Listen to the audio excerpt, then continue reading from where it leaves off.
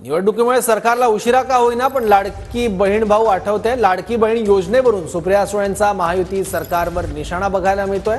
लाडकी बहीण योजनेत त्रुटी, आमचा अभ्यास सुरू असल्याचंही सुप्रिया सुळेंनी म्हटलंय।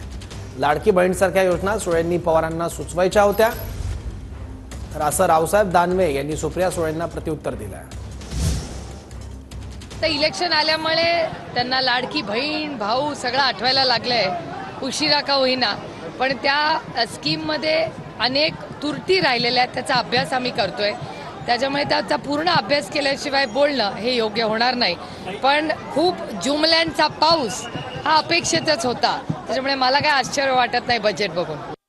सुप्रिया सुळे आणि त्यांचे वडील या राज्याचे अनेक वेळेस मुख्यमंत्री राहिले। खरं म्हणजे त्यांनी ज्या अगोदर त्यांना सूचना करायला पाहिजे होती, पण त्या महिला असून महिलेच्या संदर्भात अशा प्रकारचं बोलणं मला असं वाटतं त्यांच्या योग्यतेला शोभत नाही।